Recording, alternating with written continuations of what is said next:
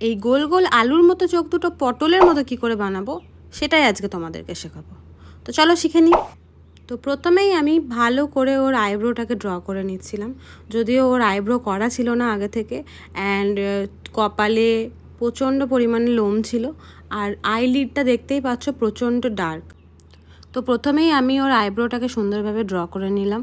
হ্যাঁ, একদম আর্টিফিশিয়াল যাতে না লাগে সেই জিনিসটাকে মেনটেন করেই কিন্তু করতে হবে।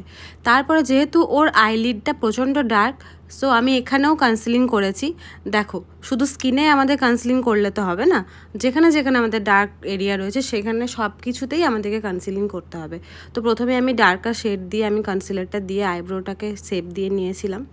অ্যান্ড তারপরে আমি একটা লাইটার শেড আইলিডটাই দিয়ে নিয়েছিলাম, যাতে আমার আই মেকআপটা সুন্দরভাবে ফুটে ওঠে। আর এখানে আমি একটা লাইটার শেড দিয়ে পুরো আইলিডটাতে অ্যাপ্লাই করে নিয়েছিলাম। একটা বেস কালার বলতে পারো, আমি এটাতে দিয়ে নিয়েছিলাম, দিয়ে ভালো করে ব্লেন্ড করে নিয়েছিলাম। অ্যান্ড তারপরে আমি একটা ডার্ক ব্রাউন শেড দিয়ে আমি শুধু যেই ক্রিজ এরিয়াটা রয়েছে সেটাতে আমি ব্লেন্ড করেছিলাম।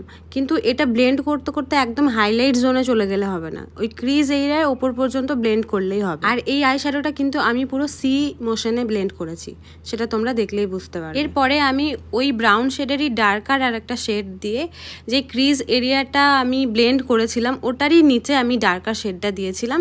আইলিডের মধ্যে হাফ আইলিড আমি কিন্তু এটাতে অ্যাপ্লাই করেছিলাম, আর আগের কালারটার সাথে আমি পুরো সুন্দরভাবে ব্লেন্ড করে নিয়েছিলাম, যাতে কোনো হাঁস লাইন বোঝা না যায়। তোমাদেরকেও কিন্তু এই জিনিসটা মাথায় রাখতে হবে। আই মেকআপ তোমরা যতই ভালো করো না কেন, যখনই ব্লেন্ডিং পারফেক্ট হবে, তোমরা নর্মাল কোনো আই মেকআপ করলেও সেটা খুব সুন্দরই লাগবে।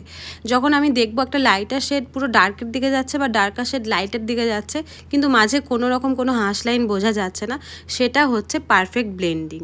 আর সেটাই কিন্তু সবাইকে করতে হবে। আমিও চেষ্টা করি আমার আই মেকআপে এই জিনিসটা মেনটেন করার। তারপর আমি একটা ক্লিন ব্লেন্ডিং ব্রাশ দিয়ে পুরো শ্যাডোটাকে আমি ব্লেন্ড করে নিয়েছিলাম, যাতে কোনো রকম কোনো হাঁস লাইন বোঝা না যায়।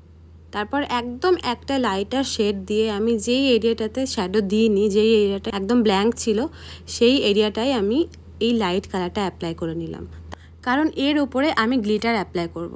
আর সব সময় এটা মনে রাখবে, যখনই কোনো গ্লিটার অ্যাপ্লাই করবে একদম স্কিনের উপরে দিলে সেটাই কিন্তু ক্রিজ পড়বেই পড়বে। তাই যে কোনো গ্লিটার বা যে কোনো পিগমেন্ট অ্যাপ্লাই করার আগে আমাদেরকে কিন্তু বেস একটা কালার চাপাতেই হবে, সেটার উপরে আমরা গ্লিটার বা পিগমেন্ট অ্যাপ্লাই করব। যারা আইলাইনার পরাতে খুব ভয় পাও, আজকের পরে থেকে কিন্তু আর ভয় পাবে না, কারণ এইভাবে আইলাইনারটা পরাবে। উইংসটা বের করে নিয়ে নিচেটা স্মাজ করে দেবে একটা পেন্সিল ব্রাশ দিয়ে আর কালো শ্যাডো দিয়ে। অ্যান্ড তারপরে চোখের নিচে আমরা উপরে যে কালারগুলো অ্যাপ্লাই করেছিলাম, base colour, dark brown, light brown, সেই সমস্ত কালারগুলো দিয়েই কিন্তু এইভাবে স্মাজ করব। তাতে আমাদের ফিনিশিংটা আরও সুন্দর আসে, চোখটা আরও সুন্দর লাগে দেখতে। তাহলে কি বোঝাতে পারলাম তো আলু আর পটলের মধ্যে কি ডিফারেন্স আছে? আর যদি না বোঝাতে পেরেছি ভাই ক্ষমা করে দিও। এবার তাহলে আসি, টাটা, গুড বাই, দুগ্গা দুগ্গা।